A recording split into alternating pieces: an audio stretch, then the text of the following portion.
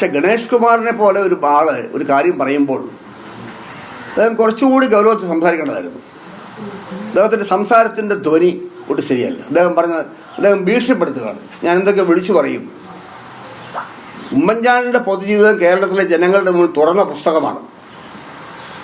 മടി പൊതിയുള്ള വഴി പേടിച്ചാൽ മതി, വേറെ പേടിക്കേണ്ട ആവശ്യമൊന്നുമില്ല.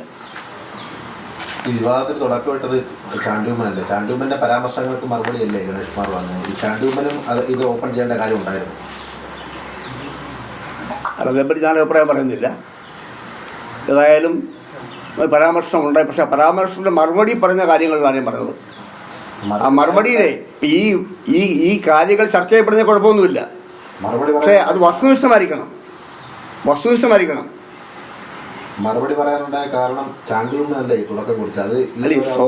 ഇപ്പൊ സോളാർ കമ്മീഷനുമായി ബന്ധപ്പെട്ട കാര്യങ്ങളെല്ലാം കേരളത്തിലെ പൊതുസമൂഹം ചർച്ച ചെയ്തതല്ലേ? അതുമായി ബന്ധപ്പെട്ട കേസും കോടതിയിലുണ്ട്. ആ കേസിന് ആധാരമായ കാര്യം എന്ന് പറയുന്നത് പിന്നെ ഇതിൻ്റെ പിന്നിലുള്ള ക്രിമിനൽ കോൺസ്പിറസി എങ്ങനെയാണ് 4 പേജ് വർദ്ധിച്ചത്, അത് പിന്നിൽ ആരൊക്കെയാണെന്ന് കേരളത്തിലെ മാധ്യമങ്ങൾക്കറിയാം, ജനസമൂഹത്തിനറിയാം. സത്യം ഒരിക്കൽ പുറത്തു വരും.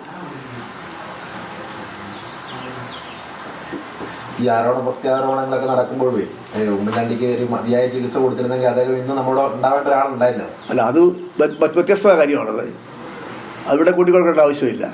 അതിനെപ്പറ്റി വ്യത്യസ്ത അഭിപ്രായങ്ങളുണ്ട്. പക്ഷേ ഇവിടെ പരാമർശിക്കപ്പെട്ട വിഷയം ശ്രീ ഗണേഷ് കുമാറിൻ്റെ പരാമർശങ്ങളാണ്. അദ്ദേഹത്തെ പോലൊരു മന്ത്രി അങ്ങനെ പറയാൻ പാടില്ലായിരുന്നു. പിന്നെ ഉമ്മൻചാണ്ടിക്ക് ഒന്നും ഒളിച്ചു നോക്കാനൊന്നുമില്ല. ഉമ്മൻചാണ്ടിയുടെ ജീവിതം തുറന്ന പുസ്തകം തന്നെയാണ്. അദ്ദേഹം ഇങ്ങനെ എന്തെങ്കിലും വിളിച്ചു പറയുന്നത് പേടിപ്പിച്ചാലൊന്നും അങ്ങനെ പേടിക്കേണ്ട കാര്യമൊന്നുമില്ല. അത് ശരിയല്ല അങ്ങനെ പറയുന്നതൊന്നും. ഗണേഷ് കുമാർ ഞങ്ങളുടെ ക്യാബിനറ്റ് ഞങ്ങളുടെ സഹപ്രവർത്തകനാണ്, ഞങ്ങളുടെയൊക്കെ നല്ല സുഹൃത്താണ്. അദ്ദേഹത്തിൻ്റെ ഭാഷ, ആ ഭീഷണിയുടെ സ്വരം, അത് ഒഴിവാക്കേണ്ടതായിരുന്നു.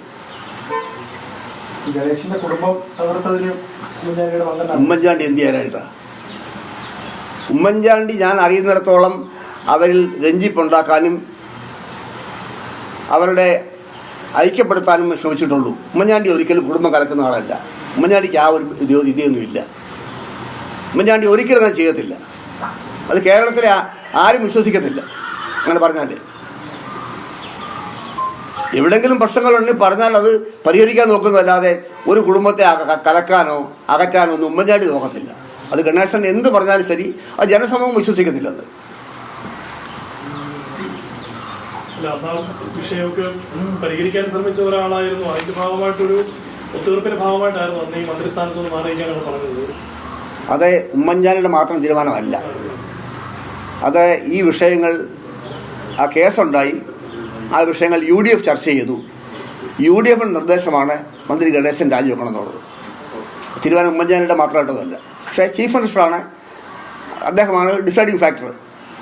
അങ്ങനെ അദ്ദേഹത്തോട് ആവശ്യപ്പെട്ടു. ഗണേശൻ രാജിവെക്കരുത്, പുറത്താക്കിയൊന്നുമില്ല, രാജിവെക്കരുത്. പിന്നീട് എടുക്കാമെന്ന് പറഞ്ഞു വന്ന് എനിക്കറിയില്ല.